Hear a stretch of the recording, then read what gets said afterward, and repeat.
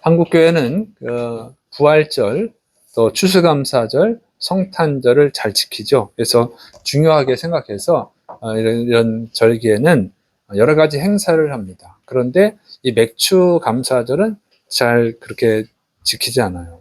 어떤 행사도 별로 없고, 또 그냥 지키지 않고 넘어가는 교회도 있어요. 왜 그러냐면 맥추감사절도 추수한 것에 감사하는 거고, 추수감사절도 추수하고 감사하는 거니까 두 개가 있다. 뭐 굳이 두 개 할 필요 있냐? 하나만 이렇게 한다 이거죠. 그리고 또 어떤 교회는 추수감사절도 또 추석에 지킵니다.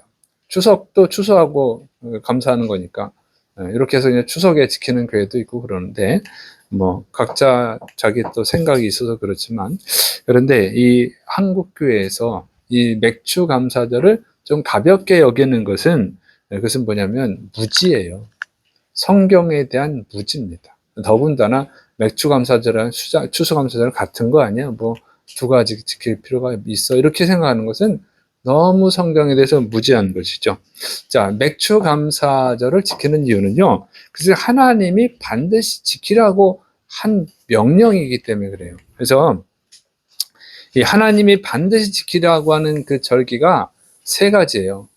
보면 출애굽기 23장 14절부터 16절에 나오는데, 너는 매년 3번 내게 절기를 지킬지니라. 너는 무교병의 절기를 지키라. 내가 내게 명령한 대로 아비벌에 정한 때에 이레 동안 무교병을 먹을지니 이는 그 달에 내가 애굽에서 나왔음이라. 빈손으로 내 앞에 나오지 말지니라. 맥추절을 지키라. 이는 내가 수고하여 밭에 뿌린 것에 첫 열매를 거둠이니라. 수장절을 지키라. 이는 내가 수고하여 이룬 것을 연말에 밭에서부터 거두어 저장함이니라. 이렇게 이제 나오죠. 그래서 먼저 무교절이 나오죠. 무교절은 6월절과 같이 지켜요.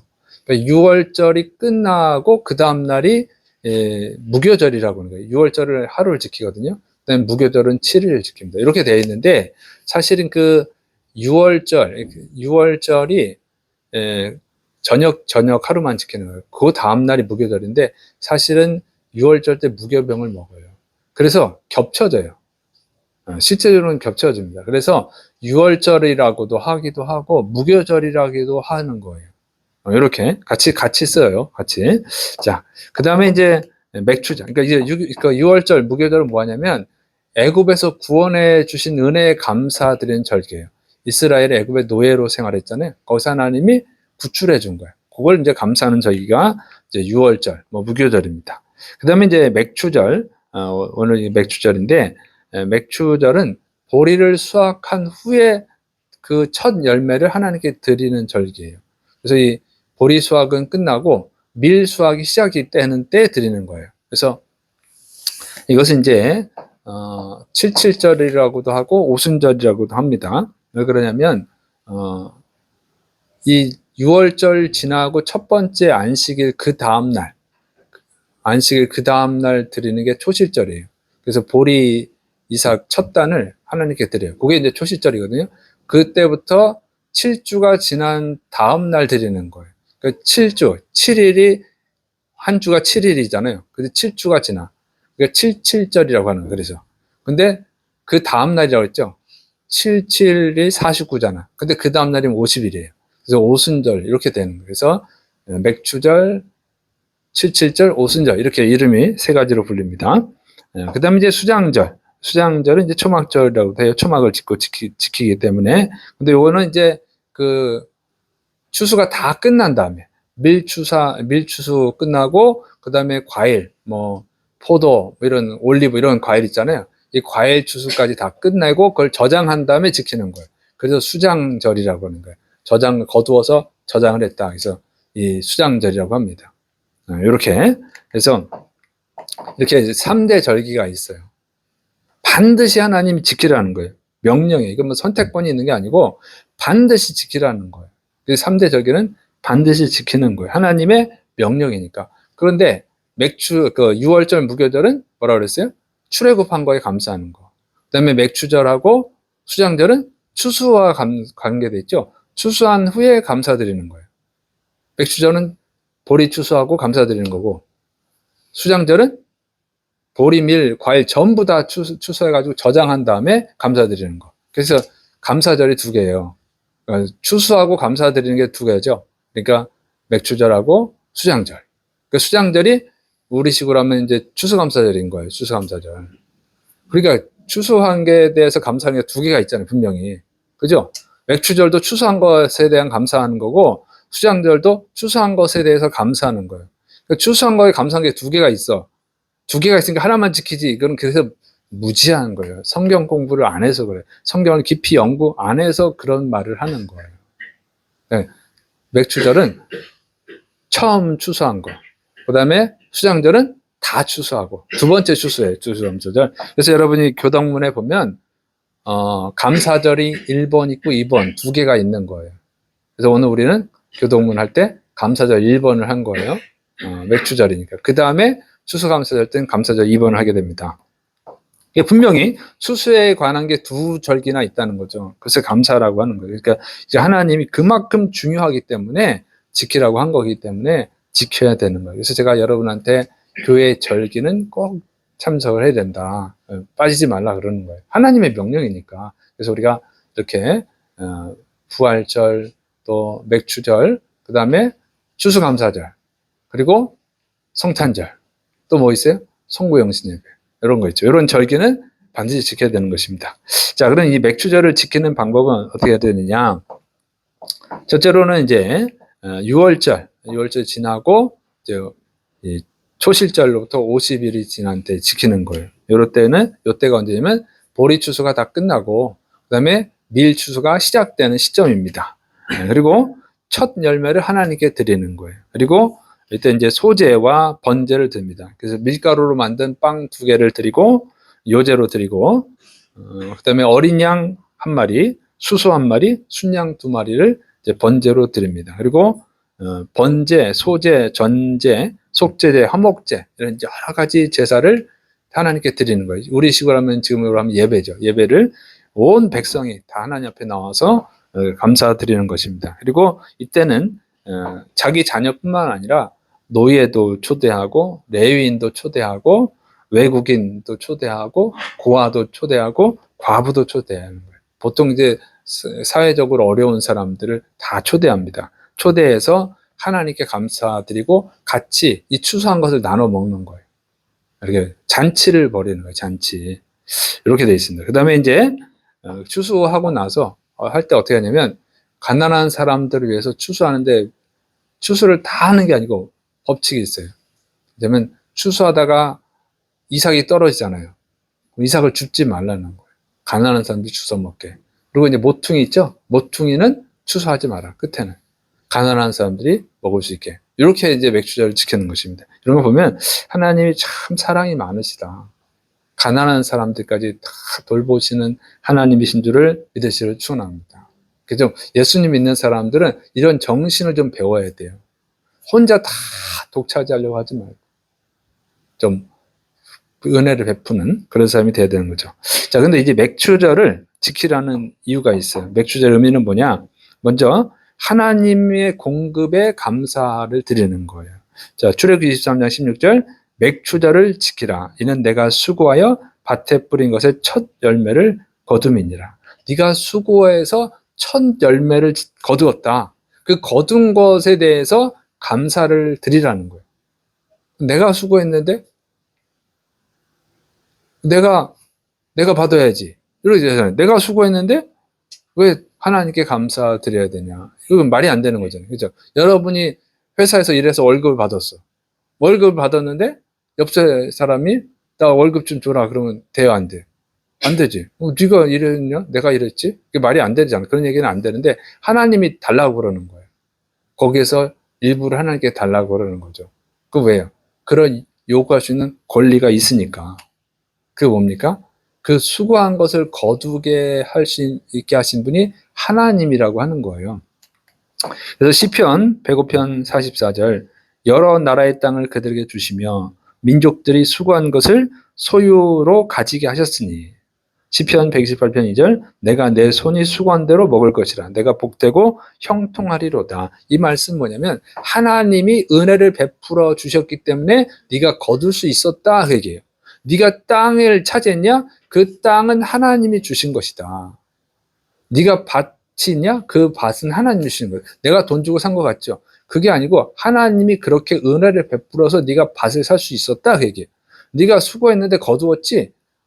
열매가 나왔지? 그건 네 수고가 아니고 내가 그 수고한 열매를 거두게 은혜를 베푼 것이다. 이것이 성경의 가르침이에요. 그러니까 감사를 드려야 된다는 거예요. 진짜 주인은 하나님이다. 우리가 이 첫 열매를 하나님께 드리는 거, 이 맥주절에 첫 열매를 드리는 의미가 뭐냐면 진짜 주인은 하나님이시고 하나님이 베풀어 주셔서 내가 이걸 얻을 수 있게 됐습니다. 이런 말이에요. 자, 그래서 여러분 무슨 소리야? 내가 수고했는데 왜 하나님의 수고라고 그러지? 하나님 은혜라고 그러지? 이렇게 생각할 수 있는데 여러분 그렇지 않은 게 여러분이 수고한다고 다 거둘 수 있는 게 아니라는 거예요. 수고하고도 못 거두는 게 많습니다. 자, 전도서 1장 2절 3절 전도자가 이르되 헛되고 헛되며 헛되고 헛되니 모든 것이 헛되도다. 해 아래에서 수고하는 모든 수고가 사람에게 무엇이 유익한고. 여러분 사람이 수고한다고 해서 그것이 반드시 유익하지 않다는 거예요. 헛된 것으로 끝날 수 있다는 거죠. 전도서 2장 23절 일평생에 근심하며 수고하는 것이 슬픔뿐이라 그의 마음이 밤에도 쉬지 못하나니 이것도 헛되도다. 여러분 어떤 사람은 수고를 일평생을 하는데 거두는 게 뭐냐면 거두는 게 뭐냐? 근심밖에 거둘 수 없다는 거예요. 슬픔밖에 거둘 수 없다는 거예요. 고생은 죽도록 했는데 거두는 게 슬픔과 근심. 그런 일이 있어요? 여러분 우리나라 그 자영업자가 사상 처음으로 폐업한 사람이 100만 명이 넘었대요. 여러분 어떤 가게를 연다든가 회사를 차진다 뭐 어쨌든 참는 것은 굉장히 돈이 많이 들잖아요. 수고도 많이 하고 시간도 많이 들어가죠. 근데 폐업을 했어요. 그러면 어떻게 되는 겁니까? 손해를 본 거예요. 엄청 손해를 본 거예요. 하나 그 자영업 하려면 몇 천만 원, 조금 들어가도 막 5천만 원 들어갈 거예요. 어떤 거는 뭐 1억, 2억 이렇게 들어가잖아요. 그거 고생해서 번 돈으로 그 사업을 시작하는 거잖아요. 근데 폐업을 했어. 그러면 어떻게 된 거예요? 엄청 손해보는 거예요. 빚더미 안 넣어요, 빚더미에. 고생은 죽도록 했는데 요즘 그 알바 시급도 비싸가지고 막 자기가 하는 사람도 있잖아요. 그렇게 고생을 했는데 거둔 게 없어요. 거둔 게 빚더미야. 그러면 어떻게 합니까? 엄청 슬프고 근심을 이 빚을 어떻게 갚지? 내가 왜 이런 미친 짓을 했지? 엄청 고통스럽다고 거두는 게 고통밖에 없어요. 근데 어떤 사람도 잘 되잖아요. 잘 되면 엄청 또 부자가 됩니다. 그러니까 고생은 똑같이 하는데 어떤 사람은 성공하고 어떤 사람은 망한단 말이에요. 그걸 하나님이 결정한다고 하는 거예요. 그래서 여러분 거둔 게 있으면 감사해야 될 줄을 믿으시길 축원합니다. 여러분은 대부분 다 거두죠. 직장 생활하는 사람들은 매달 거두는 거잖아요. 이건 농사 얘기고 농사는 이렇게 뿌릴 때가 있고 거둘 때가 있지만 그래서 1년에 2모작 할 수도 있고 3모작 할 수도 있고 그런데 월급쟁이들은 뭐예요? 12모작 있잖아요. 12모작. 매달 받는 거니까 여러분 감사시를 축원합니다. 여러분 매달 그 수고한 것을 거두잖아요. 얼마나 축복이야. 믿습니까? 사업하는 사람은 힘들어. 사업하는 사람들 부러워할 수도 있지만 어떻게 보면 근심이 많다고. 근심이 많아. 그래서 너무 부러워하지 말고 자기의 삶에 만족하세요. 믿습니까? 사업하는 사람 부럽다 이러지 말고 여러분 매달 월급 받는 것에 대해서 감사하시를 축원합니다. 여러분 근데 그것도 못 받을 수도 있잖아요. 못 받는 사람도 있다고. 회사가 너무 어려워 망해버리면 못 받아. 그것이 다 하나님이 결정하는 거예요. 그래서 잘 됐다면 하나님이 복 주신 거고 어렵다면 하나님 복을 안 주신 거죠. 그걸 잘 생각해야 돼요. 그래서 여러분은 다 복 받는 분들 되시를 축원합니다. 그래서 꼭 감사를 드리라는 거예요. 출애굽기 23장 15절 너는 무교병의 절개를 지켜라. 내가 내게 명령한 대로 아비벌에 정한 때에 이래 동안 무교병을 먹을지니 이는 그 달에 내가 애굽에서 나왔습니다. 빈손으로 내 앞에 나오지 말지니라. 반드시 감사드리라고 하는 거예요. 이게 선택권이 아니고 의무 명령입니다. 여러분은 감사드린 자가 되시를 축원합니다. 근데 왜 감사드리자고 하냐면 하나님이요 감사드리는 이유가 뭔가 아쉬워서 뭔가 뺏어가려고 그런 게 아니에요. 사실은 더 큰 은혜를 주시기 위함인 줄을 믿으시를 축원합니다. 여러분 그 부모들이 또 어른 할아버지 할머니들이 어린 아들한테 뭐 손자 손녀한테 맛있는 거 사주죠. 아니면 또 옆에 있는 뭐 아는 사람한테 애들한테 사준다고 어린애한테. 그럼 어린애가 이렇게 사주고 나서 어른들이 장난치는 게 뭐죠? 사주고 야 그거 나 좀 줘라 이래요. 그럼 애들이 어떻게 반응하죠? 어린애들이 맛있는 거 주고 뭐 초콜릿이나 뭐 주고 다 줘. 그럼 어떻게? 안 주는 애들이 있어. 안 주는 애들. 그리고 이렇게 주는 애가 있어. 야, 안 주면 어떻게 해요? 미워요? 주는 애는 어떻게 해요? 여러분 안 주는 애는 어린애니까 그렇지 이해는 한단 말이에요. 근데 주는 애는 어떻게 해요? 주면 어떻게 해요? 안 줘봤나? 왜 표정들이 그래? 좀 어린애들 있으면 좀 줘봐요. 그러면 금방 이해가 되니까 줬는데 그 나 좀 줘라 그러면 주는 애가 있어. 그게 이쁘죠. 그래서 제가 그 부교육자 생활 때 정말 애들을 이제 부흥시키려고 이제 많이 사줬거든요. 그런데 이런 지역이 있어요. 햄버거를 사줬어. 뭐 애들이 자꾸 사달라고 그래. 돈도 없는데 부교육자는 돈도 없어. 돈도 없는데 애들이 철이 없으니까 자꾸 사달라고 그래. 근데 햄버거를 한번 사줬어요. 야, 니네 햄버거 사라. 돈을 줬더니 햄버거를 사갖고 왔어. 근데 내 거는 빼뜨고 왔어. 지네 거만 사왔어. 야, 임마, 왜 내 거는 안 갖고 와? 사오라는 얘기 안 했잖아요. 네, 애들이. 그럼 어떤 생각이 듭냐? 어떤 생각이 들었겠어요? 참, 가정교육 잘 받았다. 응? 부모 욕하는 거야, 부모 욕하는 거야. 지네 사줬으면 당연히 사와야지. 이렇게 되는 거예요. 어리니까 뭐 그럴 수 있지. 하지만, 부모가 교육을 못 시켰네. 이렇게 되는 거예요. 그런데, 사오는 애들이 있어요. 또 내가 안 사줘도 또 자기가 또 사다 주는 애도 있어. 그러면 어떡합니까? 그런 애들 보면. 이쁘지. 그런 애들은 피자도 사주는 거예요. 이렇게 되는 거예요. 사람이 그래. 응? 더 좋은 것도 사주게 되더라고요. 여러분, 하나님께 드리면 하나님이 복을 주실 줄을 믿으시길 축원합니다. 감사드리는 자가 지혜로운 사람이에요. 복 받는 거예요. 그러니까 복을 못 받는 분들은 정말 잘 생각해 봐야 돼. 내가 왜 복을 못 받을까? 여러 가지 생각을 해야 됩니다. 자, 그런데 이게 감사드리라고 하는데 추수한 것을 감사드리라는 거예요. 근데 추수한 게 없을 때는 어떻게 하죠? 추수한 게 없을 때는 어떻게 하죠? 감사드려야 됩니까? 말아야 됩니까? 추수한 게 없을 때 지금 삶이 근심 덩어리야. 뭐 고생을 했는데 거둔 거는 근심과 슬픔뿐이야. 그럴 때는 감사드려야 됩니까? 말아야 됩니까? 여러분 감사드릴 거예요.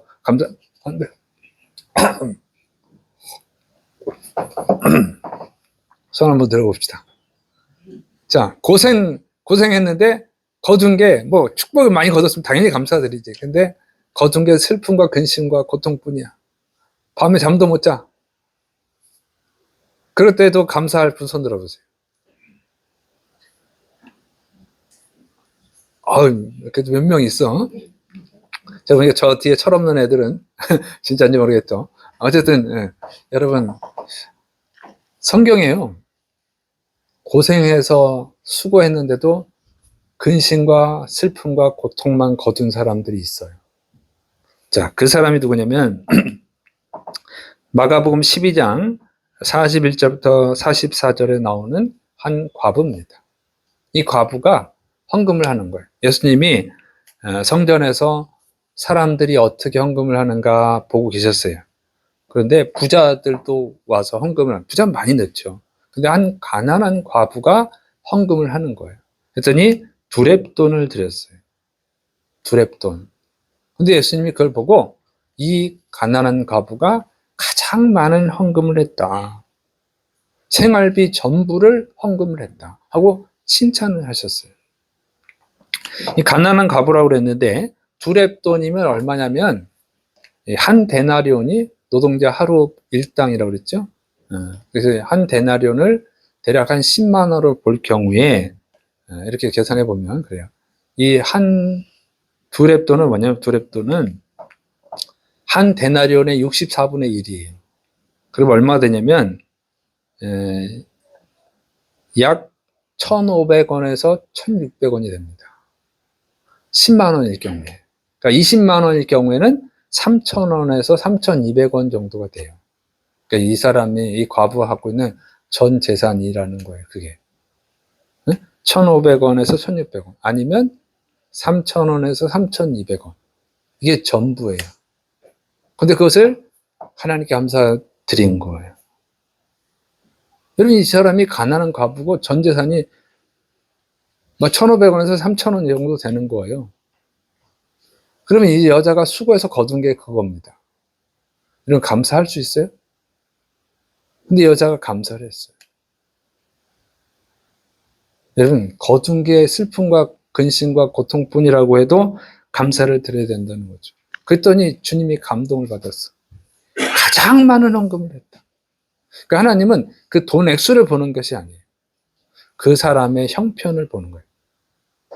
상대, 비교해서 평가하는 게 아니고 그 사람이 갖고 있는 것에서 얼마를 드리는가. 절대 평가를 하시는 거죠.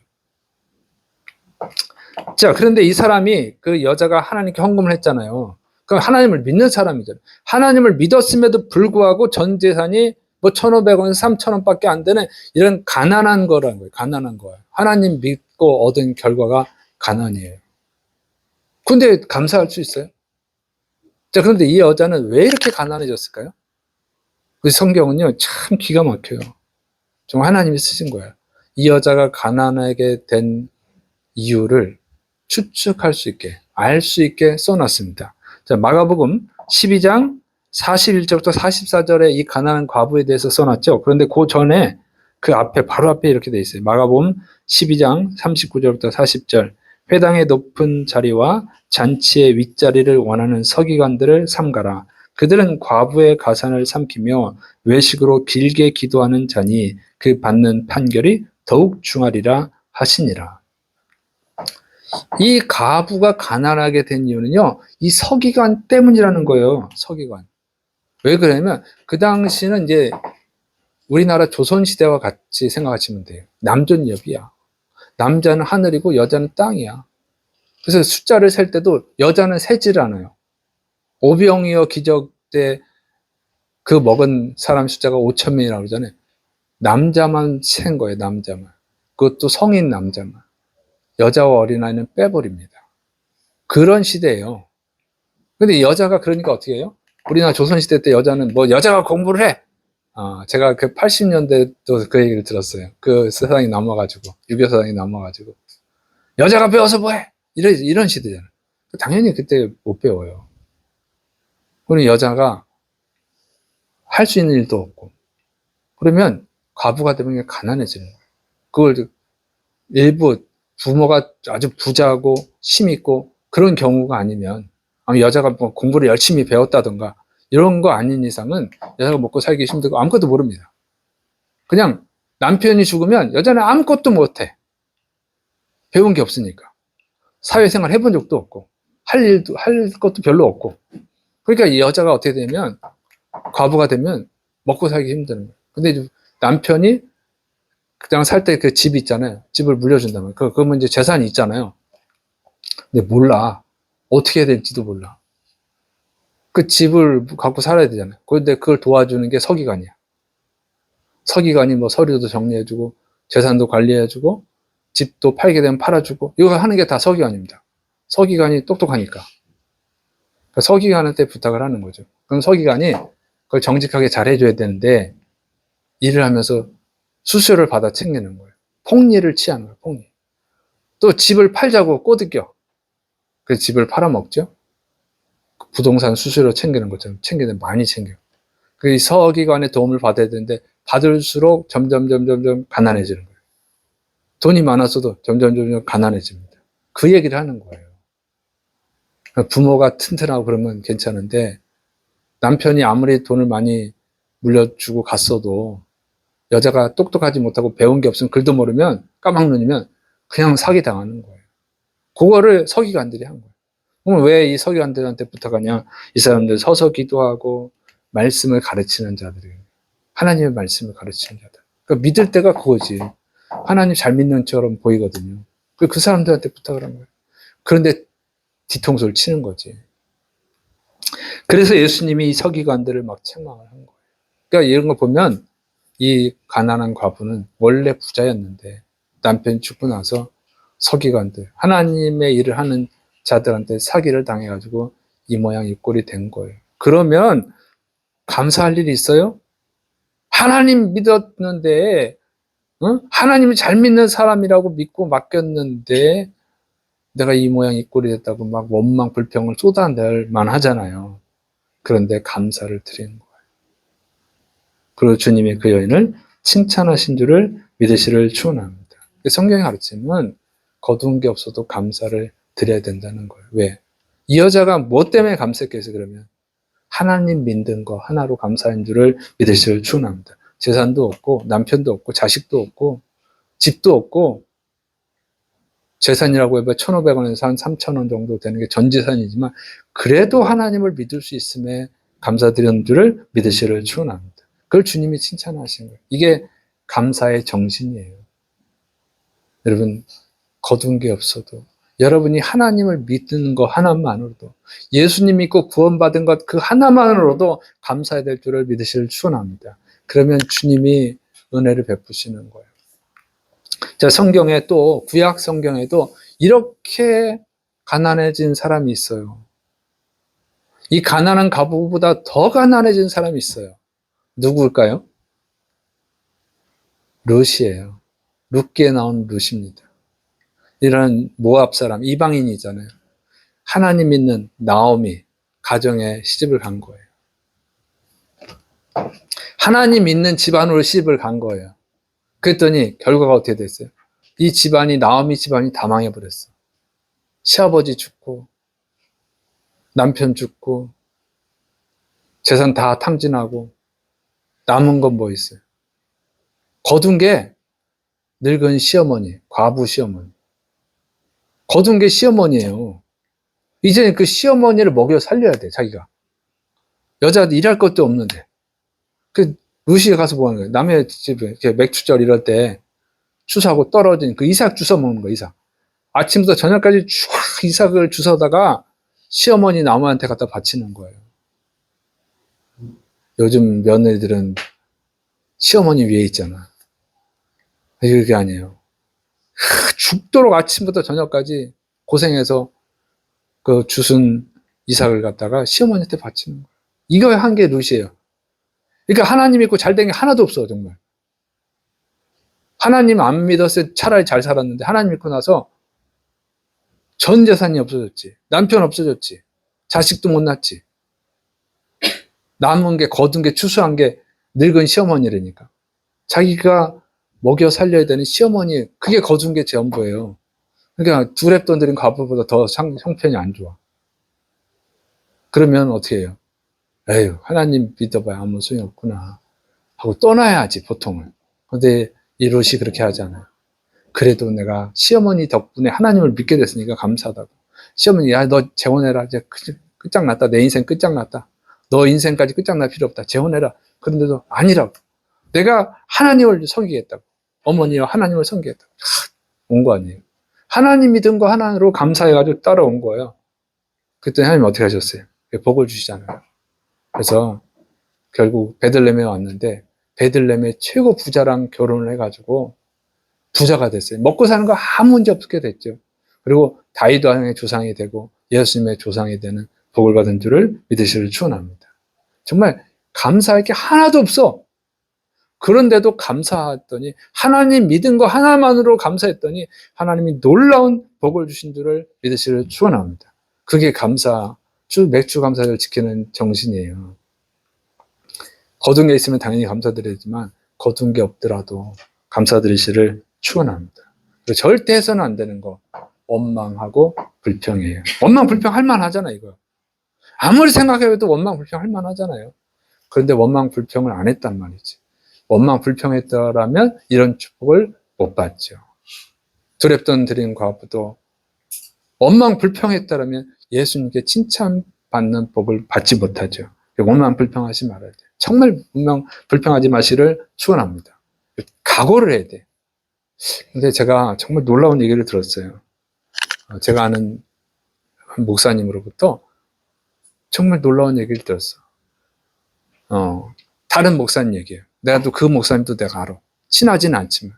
친한 목사님으로부터 안 친한 목사님에 대한 얘기를 들었는데, 그 안 친한 목사님이 뭐냐면은, 교회를 개척해가지고 큰 교회로 성장을 시켰어요. 성도가 500명이 넘고, 그래서 교회를 건축했어요. 아주 정말 크게 아름답게 잘 건축을 했습니다. 다 좋잖아요. 그런데 안 좋은 일이 생겼어. 그 신학생 아들이 죽은 거예요. 왜 죽었는지 난 몰라. 물어보지도 않았어.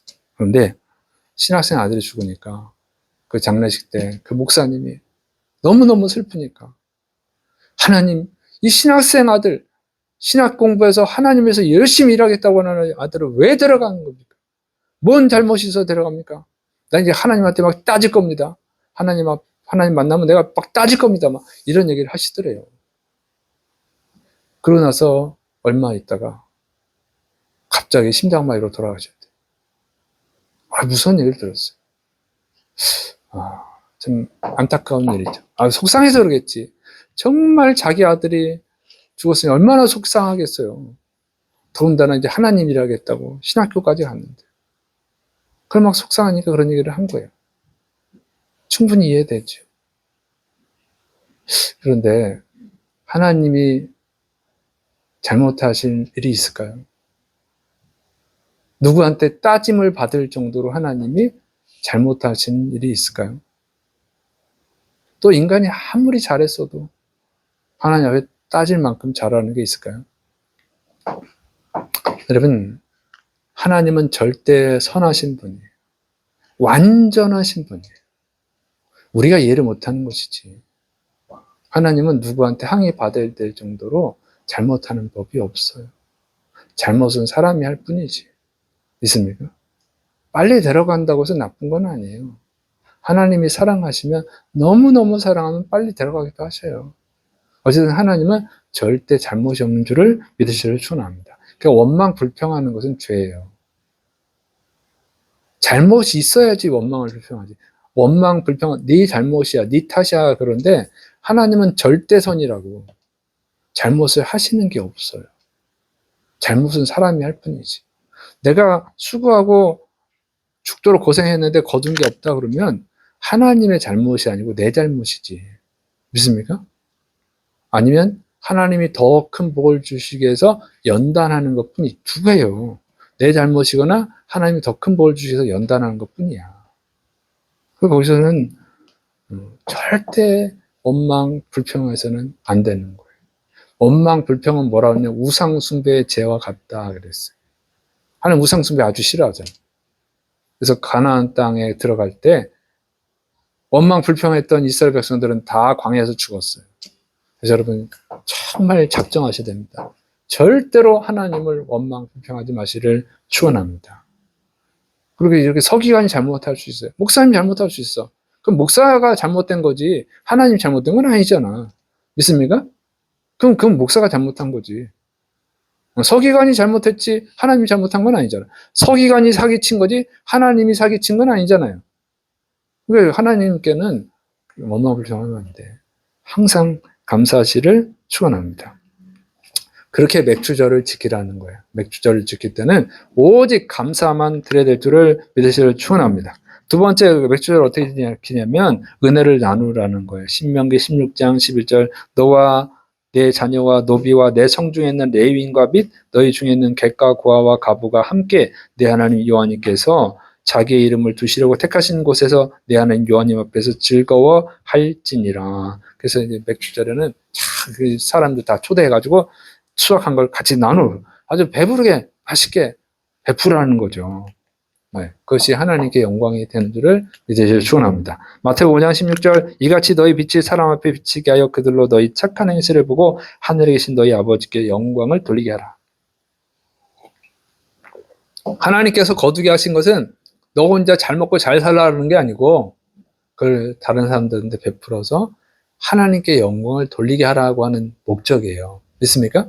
그래서 그 받은 거 하나님께도 감사드리지만 베풀 수도 있어야 돼요. 그걸 잘 하셔야 하나님의 은혜가 임할 줄을 믿으시 축원합니다. 자, 그런데 이때 꼭 기억을 이런 일을 하라고 할 때 어떤 사람들 아니 그래도 내가 수고했는데 이런 생각을 가질 수 있잖아요. 그래서 이거 기억하라는 게 있어요. 신명기 16장 12절 너는 애굽에서 종되었던 것을 기억하고 이 규례를 지켜 행할지니라. 맥주절을 지킬 때 감사드리고 또 나눠주고 이렇게 해야 되는데 그러기 싫은 사람도 있을 거예요. 그게 주님이 하신 말씀이야. 네가 애굽의 종되었던 것을 기억을 해라. 애굽의 종이 되었었는데 지금 종이 아니잖아요. 자, 애굽에서 종되었을 때는 어떻게 살았나요, 이스라엘이? 여러분, 빈손이야. 노예야, 노예. 노예는 아침부터 저녁까지 죽도록 일해요. 정말 수확이 30배, 60배, 100배로 거두어도 결국 빈손이 됩니다. 다 누가 가져가? 애굽 왕은. 내가 죽도록 고생해도 빈손이 항상 애굽 왕한테 다 갖다 주는 거예요. 애굽 왕이 다 가져. 우리가 항상 빈손이지. 죽도록 일했는데 빈손이야. 근데 지금은 어떻게 돼요? 출애굽 시켜주셔서. 내가 수고하면 내가 거둘 수가 있어. 얼마나 감사하냐, 그게요. 가질 게 있다고. 30배, 60배, 100배를 거두면 다 내가 갖는 거야. 한 배를 거둬도.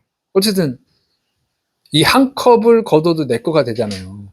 애굽에서는 한 컵도 내 게 아니야. 전부 애굽 왕 거야. 그러니까 감사를 드려야 되고. 두 번째로는 또 애굽에서 살 때는 어떻게 해요? 사람이 돈 버는 이유가 뭐예요? 자기만 먹고 살려고 돈 버는 건 아니잖아요. 누구를 위해서 봅니까? 자녀를 위해서도 벌죠. 자녀를 위해서도. 그래서 돈을 우리 참 한국 부모님들은 훌륭하죠. 외국에서는 은퇴하면 일을 안 하고 놀러 다닌다는데 우리 한국 부모님들은 은퇴해도 또 일을 해. 네? 알바라도 해. 학교 앞에서 이것도 하잖아, 이거. 길 건네주는 거. 그거라도 해. 그거 벌어서 뭐 합니까? 자기한테 안 써. 저 자식들한테 줘. 참 훌륭해. 우리 부모님들은 정말 훌륭하잖아요. 그 자식한테 주는 기쁨이 있어. 그것 때문에 하는 거야. 근데 애굽에서는 어떻게 해요? 애굽에서는 자식한테 못 줘. 다 뺏겨. 아들이 낳으면 어때? 아들 낳으면 나이 강하게 던져 죽이라는 거예요. 자식을 낳으면 기쁜 일이 아니야. 슬픈 일이야. 초상날이야, 그날. 나이 강에다 던져서 죽여야 되니까. 근데 하나님이 출애굽 시켜줘서 이제 자식도 키울 수가 있어요. 얼마나 감사하냐고, 얼마나. 그걸 생각하면 감사하게 되는 거죠. 또, 은혜를 베풀 수 있는 자가 됐어요. 애굽에서는요, 은혜를 베풀 수가 없다니까. 다 뺏기니까. 근데 여러분, 사람이 얻어먹는 거 좋아하지 마세요. 절대로. 남한테 도움받는 거 좋아하지 마세요. 그러면 가난이 예약되는 거야, 가난이. 베푸는 자가 돼야지. 믿습니까? 베푸는 걸 좋아하시를 축원합니다. 근데 우리가 사람이 얻어먹는 것도 좋지만 누구한테 베푸는 것도 좋아. 그 베푸는 데서 기쁨을 얻는 사람은 복 받을 사람이야. 근데 사람이 그렇잖아요. 얻어먹는 것도 좋지만 베풀 때 내가 한턱 쏠게. 그러면 이게 보람이 되잖아. 가난한 사람 도와주고 내가 쓰는 건 아닌데 가난한 사람 도와주고 나면 마음이 뿌듯해. 그게 인간이에요. 근데 애굽에서는 그런 기쁨을 누릴 수가 없어. 전부 뺏기니까. 근데 여기 와서는 집도 짓고 밭도 가꾸고 수확을 해서 자식도 주고 부모님도 효도하고 또 다른 사람한테 나눠주기도 하고 얼마나 기뻐요. 베풀 수 있는 축복을 받은 거예요, 여러분. 그걸 생각하면 이스라엘 사람들이 어떻게 해요? 감사하지. 정말 감사하게 되는 줄을 믿으시기를 축원합니다. 또 이 가나안 땅을 주시고 여기서 복을 주시는 이유가 뭡니까? 이 세상 축복을 주는 게 목적이 아니에요. 진짜 축복은 천국을 주시기 위한 거예요. 천국을. 가나안은 천국의 모형일 뿐이고 근데 하나님을 따라왔더니 애굽에서 하나님을 따라왔더니 이제 집도 생기고 밭도 생기고 수확도 하고 내가 고생한 거 거둘 수도 있고 나눠줄 수도 있고 너무너무 좋잖아요. 너무너무 행복하잖아. 미래가 있잖아요. 그런데 하나님이 진짜 주시는 것은 천국이라는 거예요. 천국은 얼마나 좋은 것입니까? 여기서 아무리 좋은 것을 얻어봐야. 이 세상에서 가장 좋은 것도요, 천국에 가면 뭐가 되냐면 쓰레기야. 그렇게 천국이 좋은 거예요. 그러니까 천국을 설명할 수가 없어. 너무너무 좋아서. 여러분 이 세상에서 살면서 가장 행복했던 그 순간이 천국에 가면 가장 그 슬픈 시간이 되는 거예요. 물론 슬픈 일이 없어, 천국에는. 없어. 표현을 하자면 그런 거예요. 여기서 아무리 행복해봐야 천국 가면 그럼 비교도 안 돼. 이 세상에서는요, 아픔도 있고 눈물도 있고 근심도 있고 걱정도 있지만 천국에 그게 없어. 항상 기쁨과 행복과 충만함이 넘치는 줄을 믿으시길 축원합니다. 왜? 하나님이 다스리시니까. 하나님이 아버지로서 다스려 주시니까.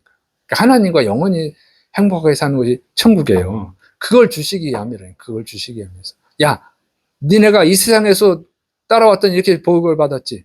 그 복과 비교할 수도 없는 복을 천국에서 주시려고 해요. 그러니까 천국을 설명하기 위해서 이 복을 주시는 거예요. 그러니까 여러분 어떻게 해요? 감사하고 또 감사해야 될 줄을 믿으시길 축원합니다. 하나님이 천국이 얼마나 좋은 것이냐면 그 천국을 주기 위해서 주신 분이 누구예요? 예수님이잖아요. 예수님이 십자가에서 죽으셨어요. 여러분한테 주고자 하는 게 구원이잖아요. 구원이 뭡니까? 천국의 축복을 주기 위해서. 그럼 천국은 얼마나 좋겠어요? 예수님이 죽어 주시면서까지 여러분에게 주고자 한 것이 천국이라고. 그러니까 우리가 천국에서 추수되는 자가 되어야 될 줄을 믿으시길 축원합니다. 이 추수는요, 의미가 있어요. 알곡과 축전을 갈라서 알곡은 천국 곳간에 저장하고 천국에 보내신다는 거죠. 축전에는 지옥불에 태운다고 그랬잖아요. 그래서 우리가 이 추수 예물을 감사를 드린다는 것은 또 다른 면으로 이런 면이 있어요. 내가 하나님 추수되기를 원합니다. 알곡으로 추수되기를 원합니다. 천국에서 추수되기를 원합니다. 이런 고백이에요. 믿습니까? 그게 얼마나 감사해. 천국을 생각하시면서 감사하시를 축원합니다. 이 세상에서 거둔 게 없을지라도 천국에서 거둔다니까. 너무너무 감사한 것인 줄을 믿으시를 축원합니다. 그런데 이 맥주 감사절에 또 신비가 있어요. 근데 이거는 머리로는 아는데 감사 드려야 되는 거 알잖아요. 근데 감사 못하는 분들이 있죠. 원망 불평하면 절대 축복이 없다. 하나님의 심판이 있다. 오히려 재앙이 있다. 이래도 원망 불평하는 사람도 있잖아요. 진짜 그거 고치셔야 돼. 왜냐면 진짜 원망 불평하는 사람들은요, 복을 못 받아. 그리고 다른 사람보다 복을 받는 경우도 있어. 근데 제가 잘 보니까 행복이 없어. 원망 불평하는 사람은요, 물질은 거둘 수 있어도 행복은 거둘 수 없더라고. 그냥 감사하는 사람은요, 물질 축복도 받지만 못 받아도 행복해. 여러분 행복하시를 축원합니다. 근데 그게 안 돼. 그게 병이야. 정말 30년을 목회하면서 원망 불평하지 말라고, 원망 불평하면 저주를 받는다고, 불행해진다고 하는데도 그걸 못 견뎌가지고 원망 불평하다 진짜 불행해진 사람들이 있어요. 근데 지금 우리 교회 안 나와. 아유, 떠났지 뭐. 나도 감사해. 한편으로는 계속 보고 있으면 나도 불편하잖아. 어쨌든 뭐 안타까워. 그럼 보면 안타까워. 근데 이 입을 절제를 못한다고. 그죠?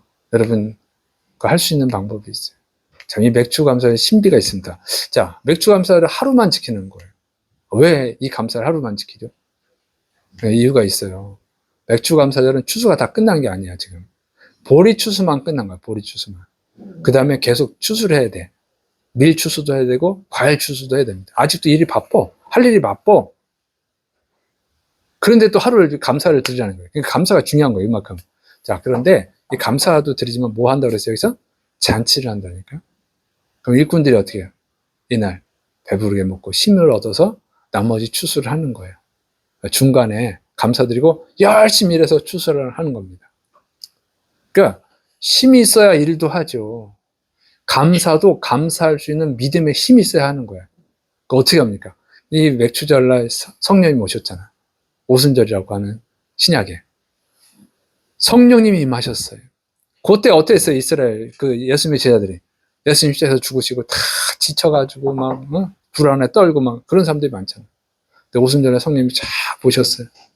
그랬더니 새 힘을 얻어가지고 그 사람들이 기뻐하고 찬양하고 감사하고 새 힘을 얻어서 열심히 전도한 줄을 믿으시길 축원합니다.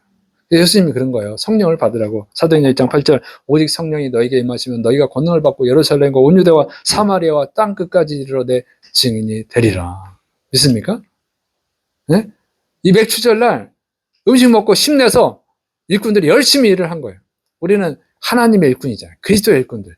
성령 충만 받으면 그 성령의 힘으로, 성령님의 힘으로 원망 불평하지 않고 감사하고 찬송하고 주님을 위해서 열심히 일하게 되는 줄을 믿으시길 축원합니다. 그리고 정말 풍성한 것을 30배, 60배, 100배로 거두게 될 줄을 믿으시길 축원합니다. 이게 주님의 은혜예요. 그래서 이제 성령 충만 받으시기를 축원합니다. 여러분 힘이 빠졌어요? 감사해야 되는 거 아는데 감사가 안 나오죠. 원망 불평이 나오나요? 그러면 성령의 충만을 받아야 돼요. 여러분이 성령의 힘으로 보충받으면 감사하는 자가 되고 충성된 일꾼이 되고 정말 칭찬받는 그리고 또 하나님께 복받는 축복의 사람들이 될 줄을 믿으시기를 축원합니다. 그래서 여러분 새 힘을 얻어서 열심히 또 전도하고 죽어가는 사람들 또 복받게 하는 천국의 복받게 하는 축복의 사람들 생명의 사람들이 되기를 축원합니다. 기도하겠습니다. 사랑이 많으신 하나님 아버지 오늘도 말씀으로 우리를 가르쳐 주시니 감사드립니다. 이 맥추 감사절 주의 사랑 백성들 다 감사하는 자들이 되게 하여 주시옵소서. 원망 불평은 예수님의 이름으로 물리치고 성령의 충만을 받아서 감사하고 더 충성해서 하나님께 큰 복을 받는 축복된 사람들 또 다른 사람들을 살려내는 예수 믿고 구원받게 하는 생명의 사람들이 되게 하여 주시옵소서. 주께서 이루심을 믿습니다. 또 계속 기도할 때 또 아픈 부위에 손 얹으시기 바랍니다. 주여 이 시간에 믿음을 주시옵소서. 주의 성령님께서 역사하여 주셔서 주의 백성들에게 믿음을 주시고 이제 손을 얹고 기도할 때 예수님의 피 묻은 손으로 그 손을 포개어 주셔서 예수님이 안수하시고 예수님이 치료하는 시간이 되기를 원합니다. 이제 내가 예수님의 이름으로 명령하노니 주의 백성을 괴롭히는 더러운 질병은 떠나갈지어다. 예수님의 이름으로 꾸짖노니 모든 더러운 질병은 떠나갈지어다. 또 원망과 불평의 마음들은 떠나갈지어다. 감사의 마음으로 충만해질지어다. 주님이 치료하시고 또 하나님께 영광 돌리게 하신 믿사옵고 또 복 주심을 믿사옵고 예수님의 이름으로 감사하며 기도드립니다. 아멘.